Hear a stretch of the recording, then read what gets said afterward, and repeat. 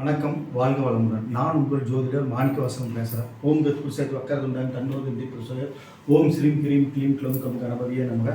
ஓம் cream ஆதித்யாய சோமாய மங்களாய புதயச குரு சுக்கர சனிப்பேச்ச ராகாவக்கியாதவனுங்க. ஓம் ஸ்ரீம் கிளீம் பஞ்சபோத வசிவிசிய ஓம் அங்கிரங்கு பஞ்சபோத வசிவிசிய ஓம் லங்கு வங்கு பஞ்சபோத வசிவிசிய ஓம் நங்கு வங்கு பஞ்சபோத வசிவிசி சுவாகா. 9 நவகிரகங்கள், 5 பஞ்சபூதத்தோட அனுகிரகம் பரிபூர்ணமாக அனைத்து ஜோதிட அன்பர்களுக்கும் ஆன்மீக பெரியோர்களுக்கும் அனைத்து மக்களுக்கும் கிடைக்க எம்பெருமான் முருகப்பெருமான மனதார பிரார்த்தனை பண்ணுறேன். ஓம் சரவண பவாய நமக. இன்னைக்கு பேசக்கூடிய தலைப்பு என்ன அப்படின்னு பார்த்தோம்னா, கடக லக்னத்திற்கு சூரியன் நின்ற ஸ்தான பலன்கள் தான். எந்த சூரியன் எந்தெந்த ஸ்தானத்தில் நின்னா என்னென்ன பலன்கள் அப்படிங்கிறத தான் நம்ம இன்னைக்கு பார்க்க போகிறோம். ஓகேங்களா? கடக லக்னத்துக்கு சூரியன் 2 குடைவராக வர்றாரு. 2 குடைவராக தனஸ்தானாதிபதியாக வர்றாரு, குடும்பஸ்தானாதிபதியாக வர்றாரு. இவர் பார்த்தோம்னா அவருடைய ஸ்தானத்துக்கு 12ஆம் இடம் கடகம். ஓகேங்களா? அப்போ பார்த்தோம்னா சமமான பலாபலங்கள் தான் நடக்கும். அதிகமாக பலாபலன் மிகுதியாகவும் இல்லை, கம்மியாகவும் இல்லை. சூரியனுக்கு சந்திரன் நட்புங்கிற விதத்தில் தனத்தையும் கொடுப்பார், செலவுகளையும் கொடுப்பார். ரெண்டையுமே சமமாக தான் கலந்து கொடுப்பார். ஆனால் கல்வி ஞானம், அறிவு, திரளான ஞானம் இதெல்லாம் கிடைக்கும். கல்வியல் படிப்பில் நல்ல வல்லவர்களாக இருப்பாங்க. ஏன்னா 2 குடையவன் லக்னம் ஏறி உட்காரும்போது அற்புதமாக படிப்பாங்க. குடும்பஸ்தானம், குடும்ப ஒற்றுமையெல்லாம் மேம்படும். என்னென்னா தனம் ஆவரேஜாக கிடைக்கும், அவ்வளோதான். ஓகேங்களா? அடுத்தது பார்த்தோம்னா கடக லக்னத்துக்கு 2 குடையவன் 2ஆம் இடத்துலேயே சூரியன் ஆட்சி பலம் வரும்போது அற்புதமான பலாபலங்கள் நடக்கும். நல்ல சிறந்த கல்வியாளராக இருப்பாங்க, அறிவாளிகளாக இருப்பாங்க, ஜோதிட ஞானம் உள்ளவர்களாக இருப்பாங்க. கீர்த்தி, அறிவு, செல்வம், செல்வாக்கு, புகழ், தேஜஸ், உடல் வலிமையாக இருக்கும். ஆயுள் ஆரோக்கியம் நல்லா இருக்குது. இந்த மாதிரி திடகாத்திரமான உடம்பெல்லாம் நல்லா இருக்கும். ஓகேங்களா? இந்த மாதிரி அமைப்பில் 2ஆம் இடத்துல சூரியன் ஆட்சி பலம் போடும்போது நல்லா இருக்கும். அடுத்தது பார்த்தோம்னா 3ஆம் இடம் வெற்றி ஸ்தானம், புதனோட வீடு. அங்கே சூரியன் 2 குடையில் போய் அமையும்போது சகோதர ஸ்தானம் பலப்படும். நல்லா இருக்குது, அதுவும் நல்ல இடம் தான். தைரிய வீரிய வெற்றி அருமையாக கிடைக்கும். நல்ல முன்னேற்ற பாதைக்குள்ளே போகும், ஒன்றும் ப்ராப்ளம் இருக்காது. அடுத்து பார்த்தா கடக லக்னத்துக்கு 4ஆம் இடம் துலாம். அங்கே சூரியன் 2 குடையில் போய் இருக்கும்போது வீடு வாசல் சொத்தெல்லாம் வாங்குறது, அது நிமித்தமாக செலவுகள் அதிகமாகும். ஏன்னா தனகாரன் 2ஆம் இடத்துல போய் நீச்சமாகிறது 4ஆம் இடத்துல போய் நீச்சமாகிறது அந்த அளவுக்கு நல்லா இருக்காது. ஓகேங்களா? நீச்சமாயிடுறாருல, அப்போ தனம் கிடைக்கிறதே கஷ்டமாயிடும். உயர்கல்விக்கு போகிறதுலேயே அதுலேயும் பிரேக் ஆகும். உயர்கல்வி ஸ்தானம் கூட அதுதான். ஓகேங்களா? அந்த மாதிரி அந்த ஸ்தானத்துக்கு உண்டானது நீச்சமாகும் போது பிரச்சனைகள் அதிகமாகும். அது குரு பார்த்தா ஓரளவுக்கு நிவர்த்தி ஆகும். 4 குடையவன் அந்த இடத்துல ஆட்சி பலம் பெற்றிருந்தா நீச்சவங்க ராஜ்யவங்கிற அமைப்பில் பலன் தருவார் சூரியன். ஓகேங்களா? அதனால் அந்த இடத்துல நீச்சமாயிட்டா ஒன்றுமே இல்லை அப்படின்னு நம்ம சொல்ல முடியாது. அந்த ஸ்தானாதிபதி, அந்த ஏரிய நட்சத்திராதிபதி நல்ல பொசிஷன் இருந்தாங்கன்னா நல்ல பலன்கள் நடக்கும். ஓகேங்களா? அடுத்து பார்த்தோம்னா கடகலக்கணத்துக்கு 5ஆம் இடம் செவ்வாய் விருச்சிகம். அங்கே செவ்வாயோட வீட்டில் போய் இருக்கும்போது நற்பலன் விதியாக நடக்கும். பூர்வனி ஸ்தானம் பலப்படுது. குலதெய்வத்தோட அனுகிரகம் அற்புதமாக கிடைக்கும். ஆண் குழந்தைகள் அதிகமாக பிறக்கும். ஓகேங்களா? நல்ல முன்னேற்றம் ஏற்படும். குழந்தைகளால நல்ல அனுகூலமான இதாகும். பிறக்கக்கூடிய குழந்தைகள்லாம் மிலிட்ரி, ஆர்மி, காவல்துறை இந்த மாதிரி துறையில் எலக்ட்ரிக்கல், எலக்ட்ரானிக் துறையில எல்லாம் சிறந்து விளங்குவாங்க. நற்பெயர் ஏற்படும்.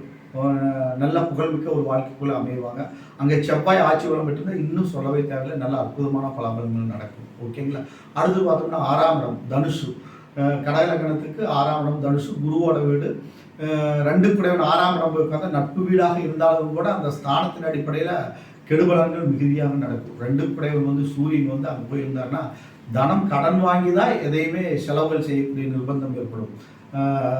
ஒரு தொழிலே செஞ்சாலும் கூட கடன் வாங்கி அந்த செஞ்சுட்டு அப்புறம் மறுபடியும் அதை அடையக்கூடிய நிர்பந்தம் ஏற்படும். குடும்ப செலவுகளுக்கு அதே மாதிரி கடன் வாங்கி தான் குடும்ப செலவுகள் செய்வாங்க.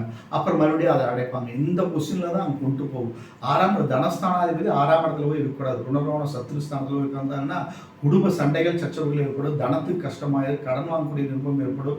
இது மாதிரிலாம் வரும். குடும்ப உறுப்பினர்களுக்கு உடல் உபாதைகள், உடல் பிணிகள் எல்லாம் வரும். அந்த ஸ்தானாதிபதி எந்த ஸ்தானத்தில் ஏறாங்களோ அதுக்கு தகுந்த பலாபலங்கள் தான் நடக்கும். குரு பார்த்தாருன்னா நிவர்த்தி உண்டு.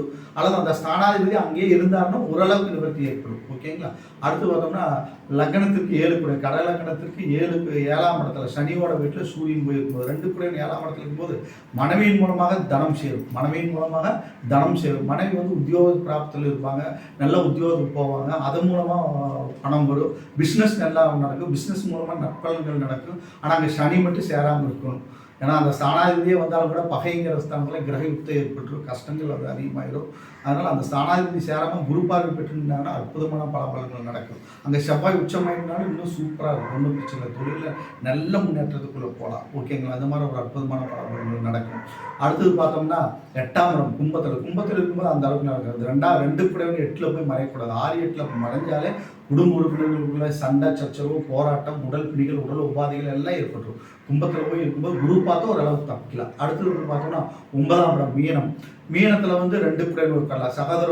தகப்பனார் மூலமாக அனுகூலம், நற்பெயர், கீர்த்தி, புகழ், அரசு வழியில் முன்னேற்றம், நல்ல தனம் சம்பாத்தியம், பாக்கியங்கள் ஏற்படுறது எல்லாமே சூப்பராக இருக்குது. ஏன்னா 2 குடையவன் பாக்கியஸ்தானம் 9ஆம் இடம் மாரி உட்காந்து சூப்பர். அதே மாதிரி அடுத்தது பார்த்தோம்னா பாக்கிய 2 குடையவன் 10ஆம் இடம் தொழில் ஸ்தானத்தில் போய் உச்சமாகிறது மிகப்பெரிய புகழ், கீர்த்தி, சம்பாத்தியம், அரசு வழியில் உத்தியோகம், இது மாதிரி போய் அங்கே உட்காந்துன்னா அருமையாக இருக்குது, நல்லா இருக்குது, ஒன்றும் ப்ராப்ளம் இல்லை.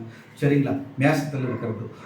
அடுத்தது பார்த்தோம்னா 11ஆம் இடம் சூரியன் ரிஷபத்தில் போய் உட்காரும்போது அதுவும் நற்பலன். 11ல் எந்த கிரகமும் அமர்ந்தாலும் ஒரு பலாபலன்கள் சூப்பராக இருக்கும். சூரியன் 2 குடையவன் போய் 11ஆம் இடத்துல உட்கார்ந்துருந்தால் செய்கிற தொழிலெல்லாம் லாபம் ஏற்படும். நல்லா சூப்பராக முன்னேற்ற பாதைக்குள்ளே போகலாம். பணம் எனி டைம் புழங்கிட்டே இருக்கும். அது லாபஸ்தானம் இல்லை, 2 குடையவன் லாபஸ்தானம் மாரி உட்காருது. 11 குடையவன் 2ஆம் இடத்துல உட்காந்து இப்படி உட்காந்து தானே செம சூப்பர். சுக்கரன் 2ல் உட்காந்து அது அப்படி பரிவர்த்தனையாக இருந்தானே இன்னும் அருமையாக இருக்குது. அல்லது 11 குடையவன் சுக்கரன் அங்கே ஆட்சி பலம் பெற்றிருந்தாங்கன்னா சூப்பர், நல்லா இருக்கும். ஓகேங்களா? அடுத்தது பார்த்தோம்னா 12ஆம் இடம் மிதுனத்தில் சூரியன் இருக்கும்போது 2 குடையவன் இருக்கும்போது அந்த அளவுக்கு சம்பாதிக்கிற செலவு விரையும் ஏற்பட்டுரும், கஷ்டங்கள் அதிகமாகும். ஓகேங்களா? செலவுக்கே கஷ்டங்களை அனுபவிக்கக்கூடிய சுச்சுவேஷன் ஏற்படும், பணத்தட்டுப்பாடு அதிகமாக ஏற்படும். ஓகேங்களா? 12ல் 2 குடையவன் போய் 12ல் மறையக்கூடாது. மறைஞ்சால் கஷ்டங்கள் அதிகமாகும். புதனோட வீடாக நட்பு வீடாக இருந்தாலும் கூட 2 கூடவே அங்கே போய் மறையக்கூடாது. அதே மாதிரி 12 கூடவே 2ஆம் இடத்துல உட்காரக்கூடாது. அப்படி இருந்தால் தரித்திரம் ஏற்பட்டுரும், கஷ்டங்கள் ஏற்பட்டுரும், ரொம்ப சிரமப்பட வேண்டியது வந்துடும். 2 கூடவும் 12 கூடவும் பரிவர்த்தனை ஆகக்கூடாது. 12ஆம் இடத்துல போய் 2 கூடவே அமரக்கூடாது. அமர்ந்தால் கஷ்டங்கள் அதிகமாக ஏற்படும். ஓகேங்களா? இந்த வீடியோ உங்களுக்கு பிடிச்சிருந்தா சப்ஸ்கிரைப் பண்ணுங்கள், பெல் சிம்பிள் அமைத்திக்கங்க. ஓகேங்களா? உங்கள் ஃப்ரெண்ட்ஸுக்கெல்லாம் ஷேர் பண்ணுங்கள். ஜோதிடம், ஜாதகம், பிரசன்னம், சோழி பிரசன்னம் இதெல்லாம் பார்க்கணும்னா என் நம்பருக்கு கால் பண்ணுங்கள். துல்லியமாக கணிச்சு பிரசன்னம் பார்த்து உங்களுக்கு பலன்கள்லாம் துல்லியமாக சொல்லப்படும். இப்போ அடுத்தடுத்த வீடியோ இந்த சூரியனை பற்றி தான் சொல்ல போகிறேன். எந்தெந்த லக்னத்துக்கு சூரியன் எங்கெங்கே அமர்ந்தால் என்ன பலன்கள் அப்படிங்கிறத பற்றி தான் பேச போகிறோம். அடுத்தது பார்த்தோம்னா இப்போ சூரியன் சிம்ம லக்னத்துக்கு உண்டான பலன்கள் அடுத்த வீடியோவில் சொல்கிறேன். வணக்கம், வாழ்க வளமுடன்.